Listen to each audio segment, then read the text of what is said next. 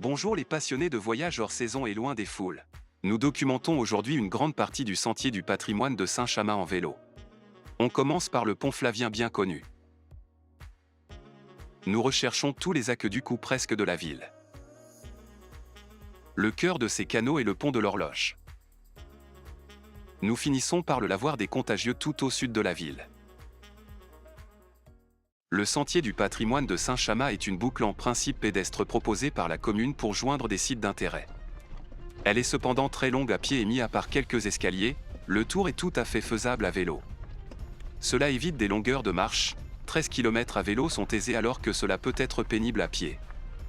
Le tour est décrit sur notre site provenceguide.net. Ici, nous montrons quelques sections de cette boucle en VTT car c'est en quelque sorte le making-of de la page présentée sous provenceguide.net. Le plus célèbre monument est le pont Flavien. C'est le seul pont romain au monde à avoir conservé ses arcs.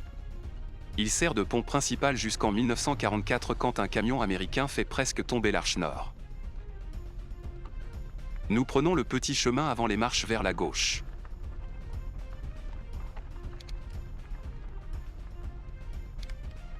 On trouve plus haut un panneau avec les sites et une carte du sentier du patrimoine dont est inspiré ce tour à vélo.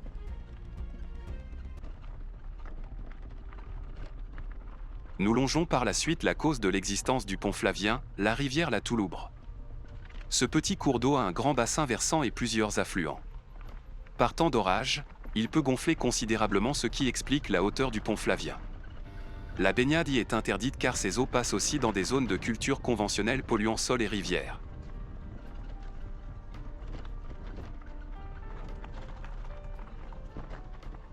Le couinement du vélo provient de la sacoche accrochée au porte-bagages arrière. Le terrain est cependant plat, ici on roule aisément si on ne fonce pas trop.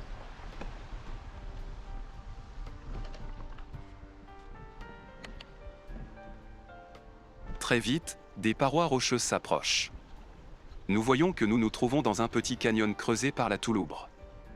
Ceci n'est possible qu'avec des crues importantes répétées. On trouve un peu d'ombre ici. C'est une chose non négligeable dans la région. Une passerelle sur la Touloubre permet de changer de rive car notre côté ne laisse plus de place pour un chemin.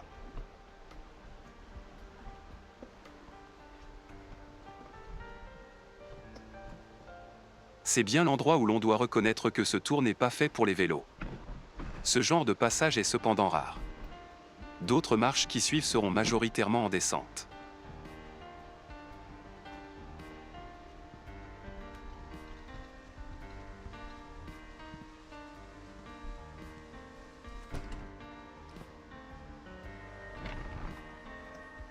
Le sentier est un peu plus accidenté sur l'autre rive. Des arbres poussent irrégulièrement et leurs racines créent parfois des obstacles. Les parties étroites comme celle-ci sont rares.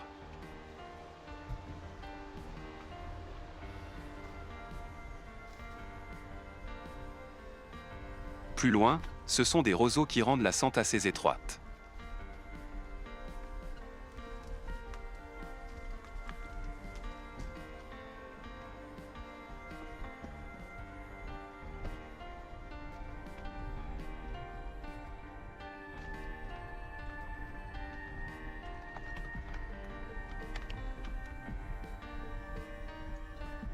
Un peu plus loin, nous arrivons sous un grand pont ferroviaire. C'est le viaduc Saint-Léger.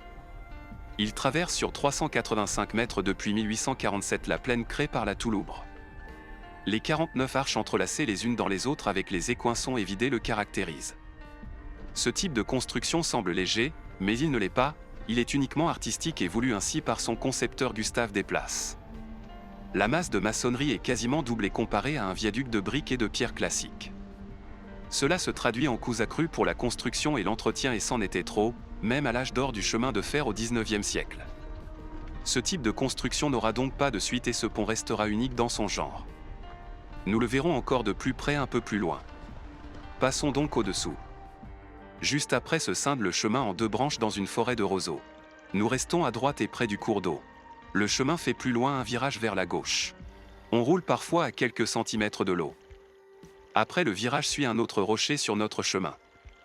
Les piétons y passent en s'accroupissant, mais il n'est pas possible d'y faire passer un vélo. C'est le seul passage vraiment acrobatique du tour. Il faut faire passer le vélo à l'extérieur sur des racines et des rochers et remonter ensuite la berge. Il y a assez de place pour un vélo, mais pas vraiment pour une personne en plus. C'est plus facile à deux quand une personne tient le vélo derrière l'arbre pendant que l'autre passe devant pour le retirer. Après ce passage très étroit, le décor change complètement. On arrive sur un large pré.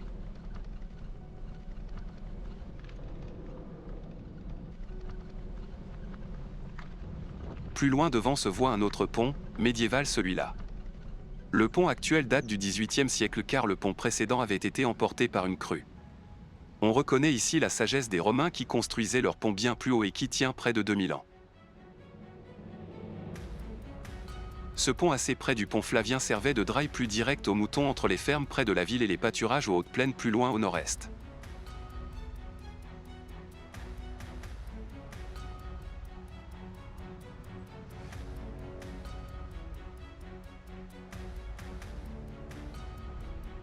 De l'autre côté du pont se trouve une grande plaque calcaire irrégulière.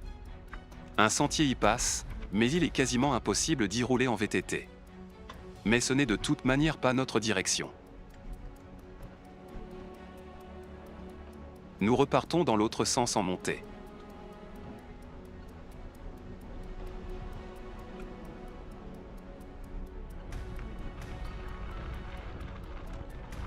Ce tour emprunte aussi des sections de liaison que nous accélérons dans cette vidéo. La vitesse normale est de 100%, ici elle est doublée à 200%.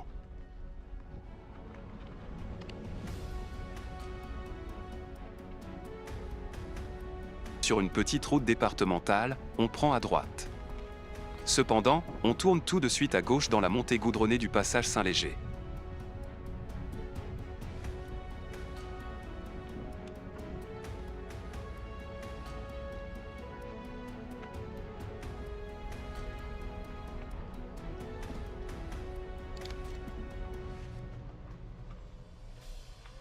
Cela monte et dans une partie particulièrement sombre par notre piste forestière vers la gauche. On arrive très vite à une chapelle bétonnée de toutes parts située à côté de la voie ferrée. C'est un ancien prieuré et un lieu de pèlerinage où les notables se faisaient enterrer. Il n'en reste que la chapelle et même celle-ci est en piteux état. Les pierres de maçonnerie sont disloquées par les vibrations du passage des trains. L'intérieur est vide, tagué et noirci par des feux. À gauche de la chapelle se trouve un passage dans la végétation sinon dense. Une sente y passe, descend et s'approche de l'une des premières arches du viaduc Saint-Léger, qui usurpe aussi le nom du site délaissé. Il faut laisser le vélo à la chapelle. La pente du terrain permet de passer dans le premier écoinçon au nord du viaduc. Attention, des trains passent régulièrement sur cette ligne, c'est bruyant et la maçonnerie vibre. Nous remontons ensuite vers la chapelle pour redescendre au passage Saint-Léger où nous continuons à gauche.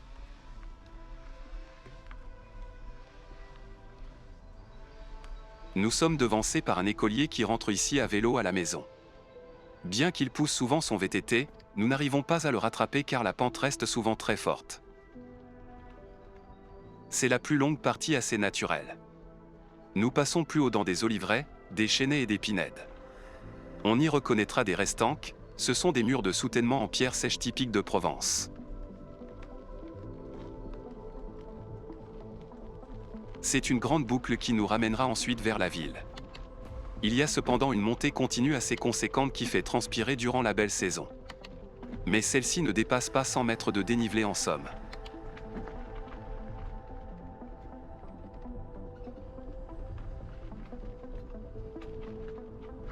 Le passage Saint-Léger continue de monter de manière soutenue pour arriver devant une maison. À gauche continue un simple sentier avec un passage rocheux qui oblige à pousser les vélos.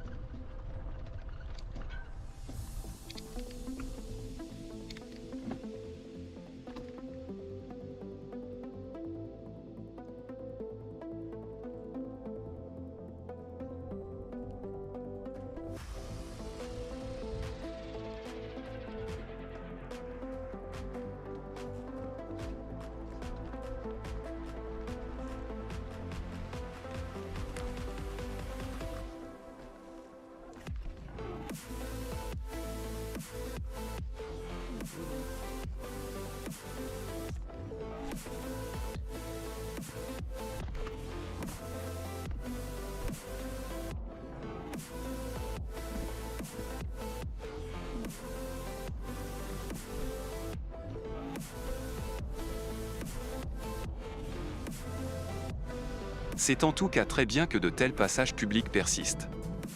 Ils permettent de raccourcir considérablement certains chemins et on peut donc se passer de prendre la voiture. Trop peu de personnes en prennent conscience malheureusement.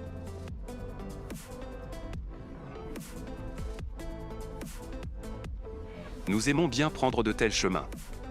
Il fait partie du sentier du patrimoine de Saint-Chamas et il est balisé dans la carte IGN, pourtant le balisage dans la nature est quasiment inexistant.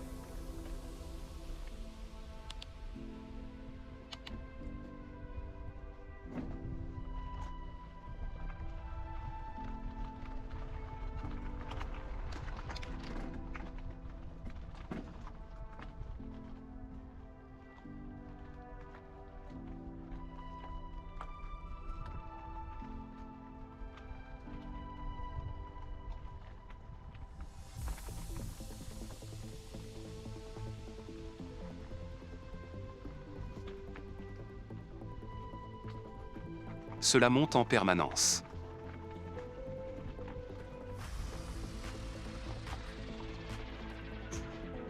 Nous ne savons pas pourquoi les colliers poussent. Ils ne semblent pas changer de vitesse, elles sont cependant bien présentes sur son VTT. Cependant, ses longues jambes le font avancer à la même vitesse que nous qui sommes dans les petites vitesses.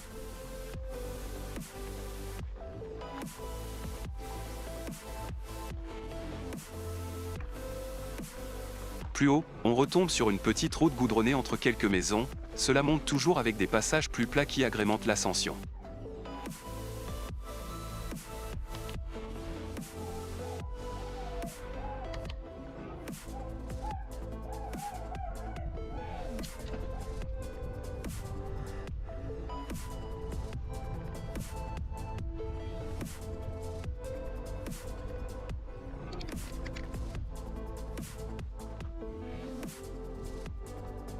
Nous débouchons sur le chemin de la Rabassière où nous tournons à gauche, mais nous n'y restons pas longtemps. Le chemin du Bion part très vite à droite et c'est par ici que nous continuons à monter. C'est une montée franchement pénible, sur asphalte, nous avançons au moins rapidement.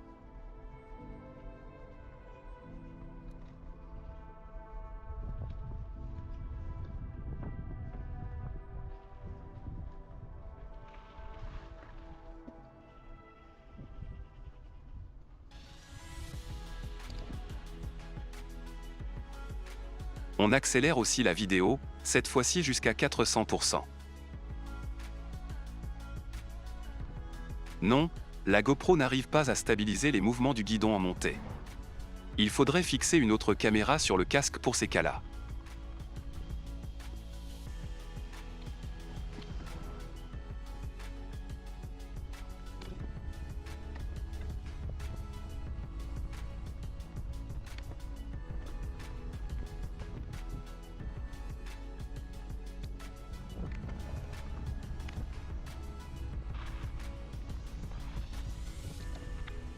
Le chemin du Bion a aussi ses parties plates. Avant un virage à gauche, on a un point de vue dégagé à droite. Nous voyons retour vers le viaduc Saint-Léger avec l'étang de Berre au fond. En tournant, nous perdons le goudron sous les roues.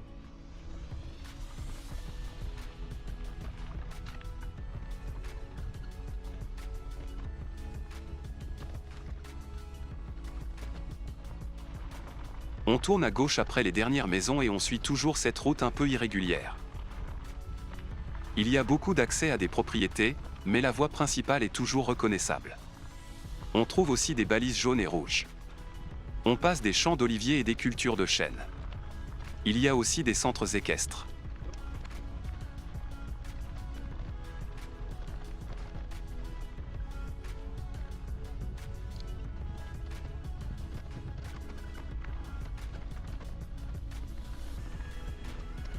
Attention, dans ce virage il y a du sable mou.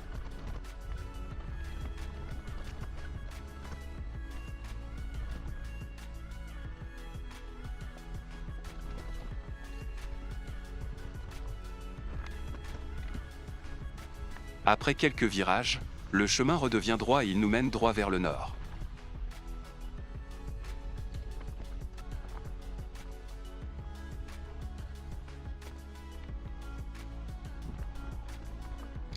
Quand il commence à monter, il prend une couverture de béton et on passe quelques ruines. Nous arrivons sur un croisement avec un poteau indicateur devant un mur en pierre sèche. Nous y tournons à gauche. Par la suite, le balisage est uniquement rouge. Nous continuons donc à gauche en montée. Mais cela commence très vite à descendre. Après 150 mètres, nous tournons à droite. On descend ainsi dans une pinède aussi très classique en Provence. Les pins ne sont pas idéaux car pas résistants aux feux de forêt, mais on s'en servait pour reboiser plus vite quand il n'y avait plus de chêne. Ce n'est pas un effet récent, cela a commencé dès l'ère grecque. Le changement climatique va aussi leur causer des problèmes sérieux dans le futur. Il faut s'arrêter au stop peu visible au croisement de la route de Grand et la traversée. En face, le chemin d'Ambarbène tourne à gauche et continue à descendre, maintenant entre des maisons. Cela roule bien.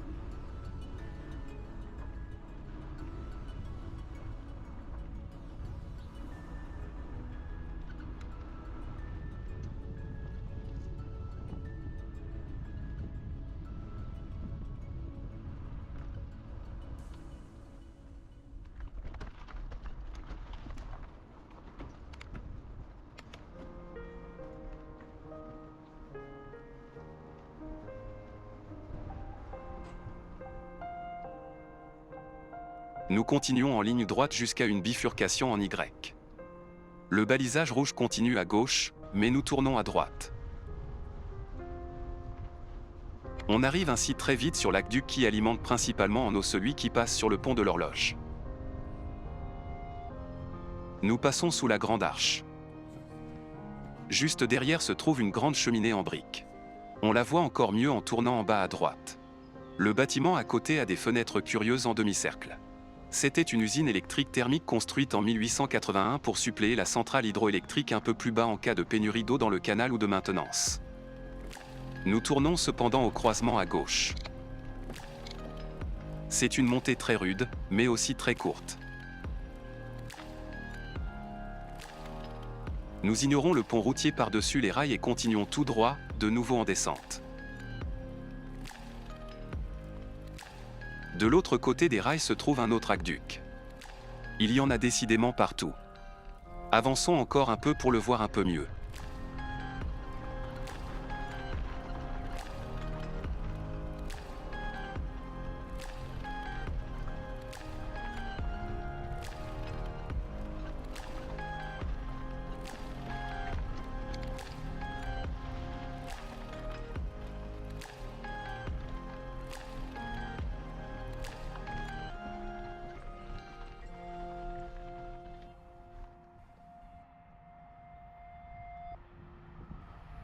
Un train régional passe, mais juste derrière se voit l'aqueduc longeant le côté sud de la voie.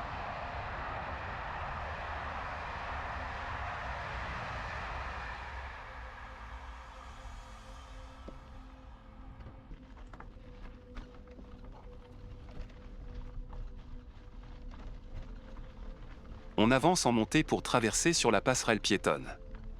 Cela marche sans descendre du vélo.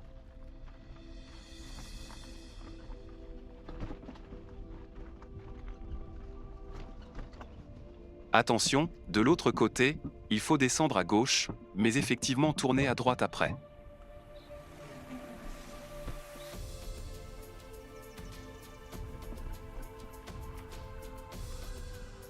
Nous ne nous en sommes peut-être pas rendus compte, mais nous avons traversé l'aqueduc en même temps que la voie ferrée. On le voit un peu mieux devant.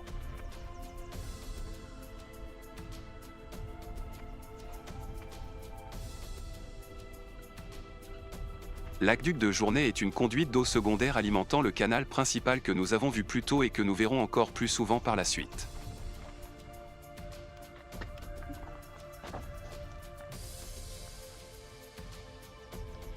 Contrairement au tour décrit sous provenceguide.net, nous tournons ici à gauche et raccourcissons un peu le tracé.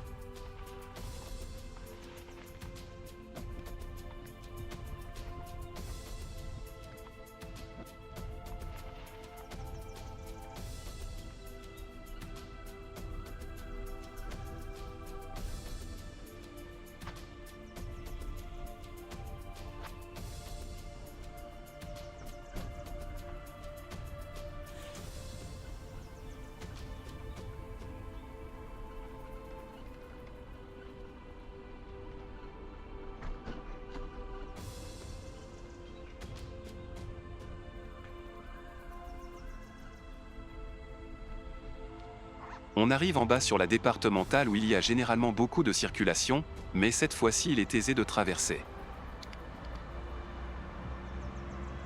Ici on voit à gauche l'aqueduc principal vu plus haut. Il est interrompu par la route et passe en conduite forcée au-dessous. Les arcs gênaient apparemment la circulation.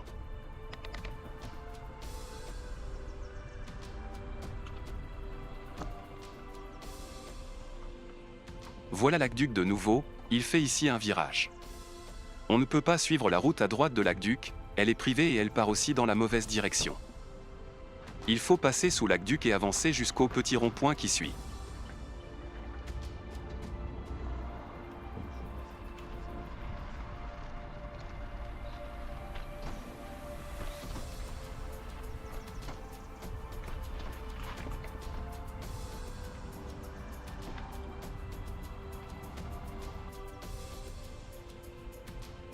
Tournez ici à droite dans le chemin des Moulières.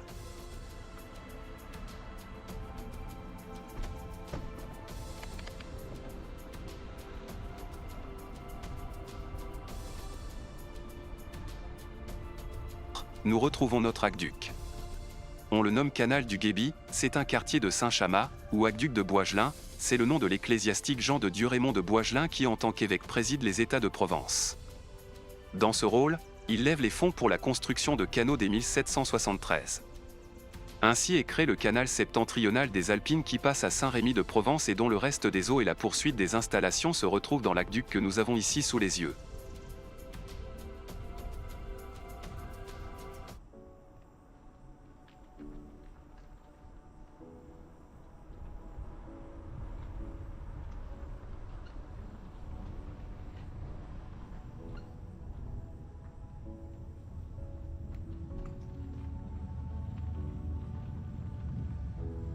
Nous remontons en tout cas à gauche du canal.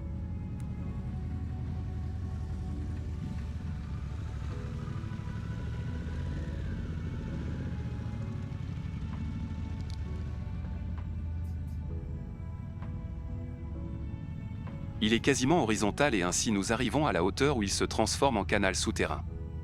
Il passe dans le versant nord-est de l'élévation sur laquelle nous sommes en train de monter. Concrètement, il passe sous nos roues. Le chemin continue à monter et il longe un mur.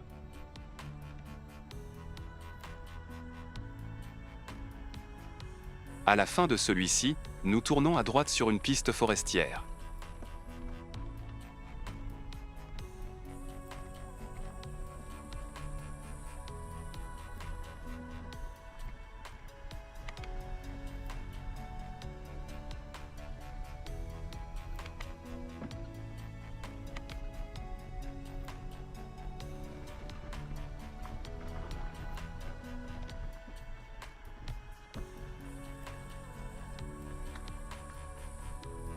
Cette piste finit par tourner à gauche et elle longe maintenant un grillage. Derrière, nous reconnaissons des anciennes installations industrielles et plus loin, nous voyons la zone verdoyante de la poudrerie regagnée par la nature et renaturée activement.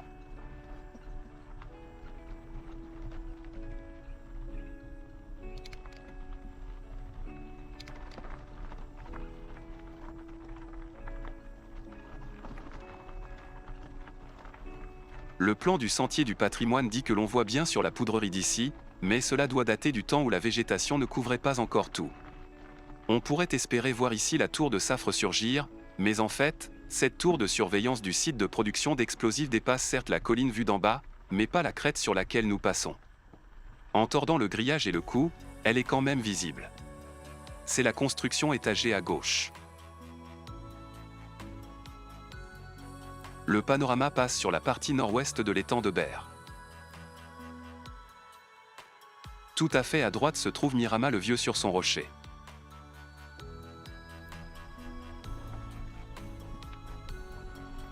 La piste est dans un état changeant.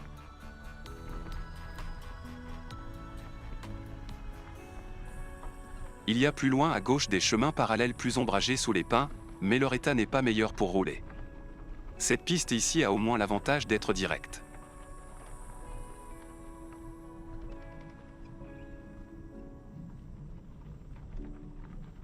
Quand on croit que c'est lassant, Il faut toujours penser que le sentier du patrimoine de Saint-Chamas est planifié comme chemin pédestre. En VTT, on avance au moins un peu plus vite.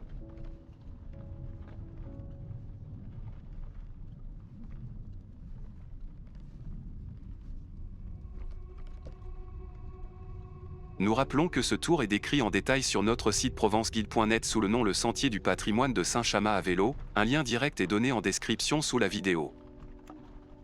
Sur le site, le tour est décrit en entier, dans cette vidéo ne sont documentés que la moitié des monuments et des sections.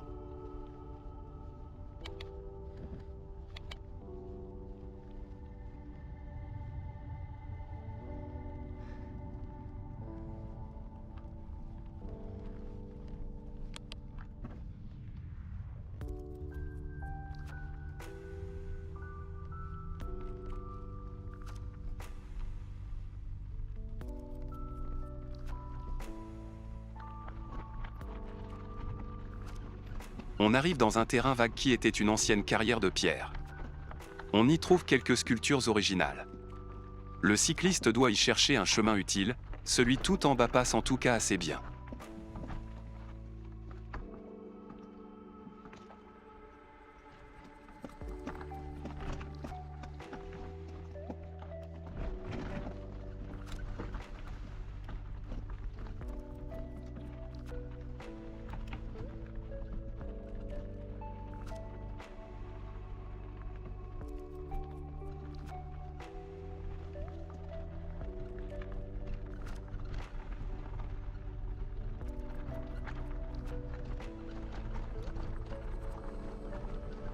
On retombe ensuite sur une autre piste forestière et on passe à côté d'une barrière.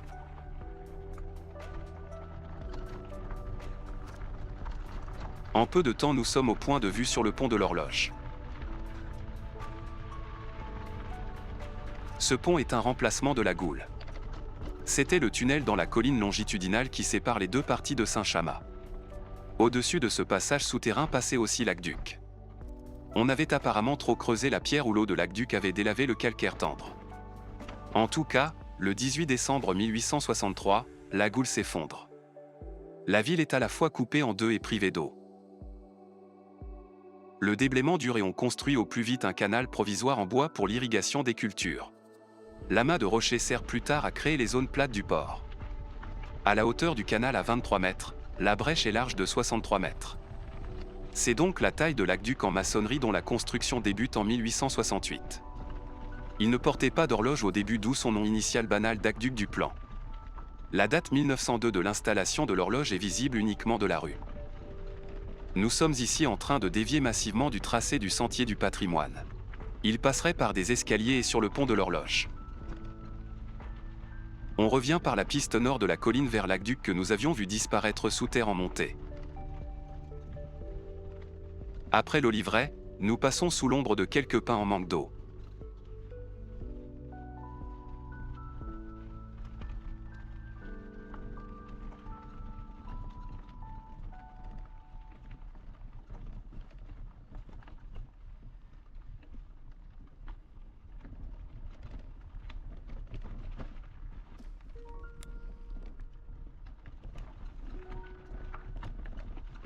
Enfin, nous pouvons descendre. Cela va même plus vite que prévu.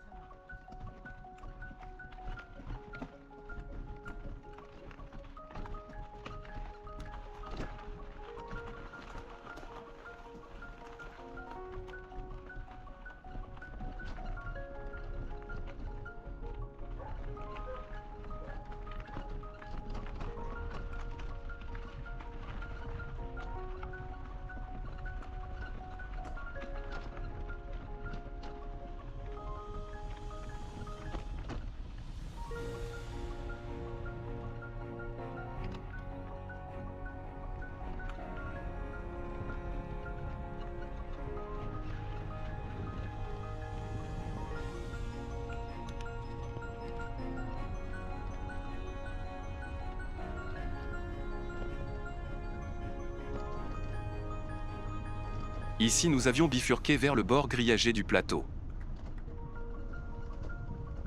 Dans cette direction, on voit mieux l'endroit où l'aqueduc passe sous terre.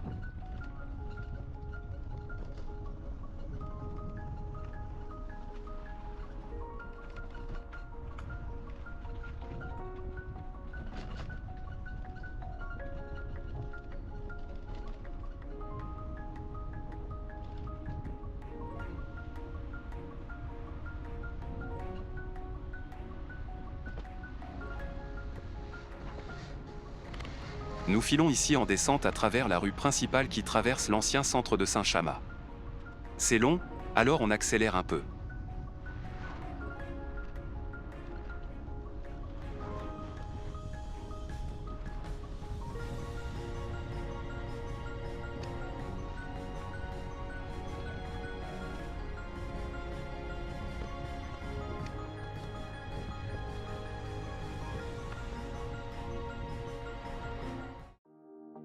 On a coupé ici le passage par le petit col qui mène du côté sud de Saint-Chamas et près de l'étang de Berre.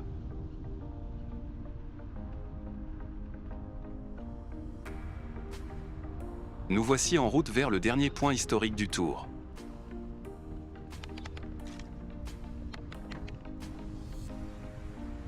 Ce n'est pas une piste cyclable, mais ici on évite quelques flaques d'eau et des ralentisseurs.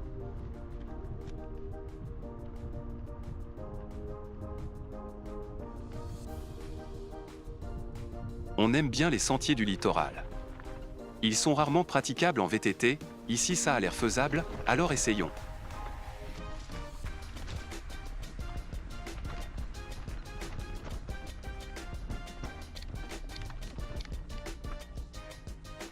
Bon, non, pas envie de porter le VTT, retournons.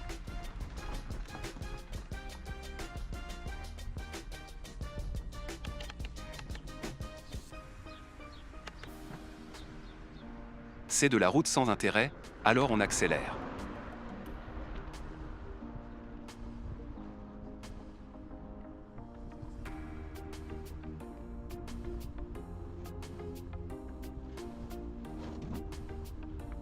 Après une maison rouge foncée sur la droite, il est possible de faire un aller-retour sur la digue plate. On en a une bonne vue retour sur Saint-Chamas et vers Mirama-le-Vieux. On trouve ici aussi un bar au bord de l'eau.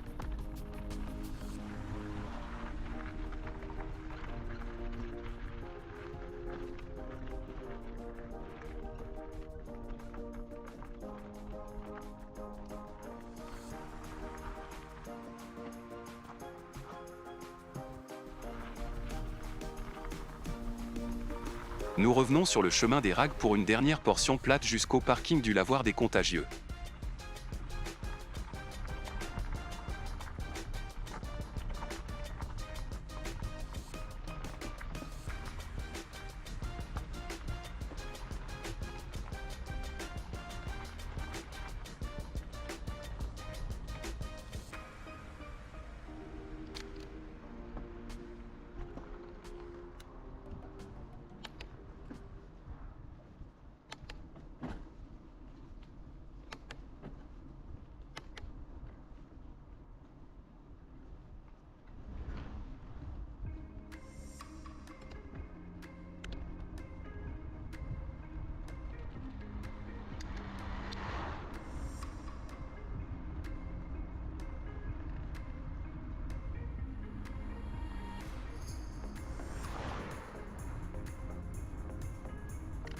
On voulait accéder ici au site naturel de la Petite Camargue, mais l'accès au cœur du site est interdit d'avril à début juillet à cause de nidification d'oiseaux protégés.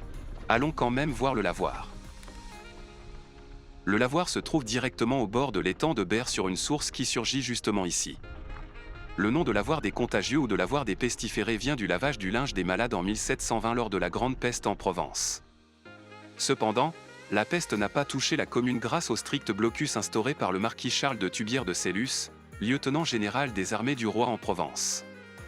Ce nom ne rend donc pas justice au lavoir car il servait surtout au quart d'heure pour le lavage de la laine de mouton. Il a été construit au XVIIIe siècle à l'emplacement d'une ancienne fontaine. À l'arrière, son eau s'écoule directement dans l'étang de Berre. Nous avançons quand même un peu en direction de la Petite Camargue.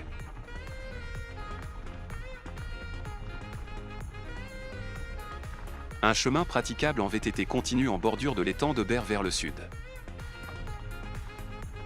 Il est composé de galets et de coquillages.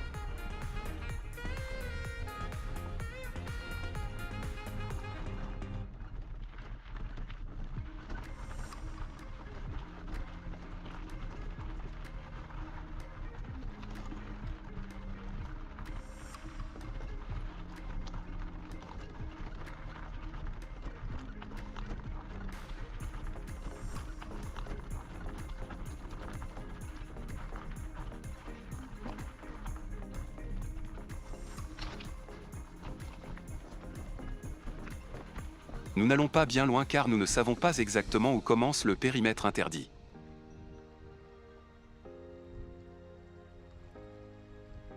On termine la vidéo ici.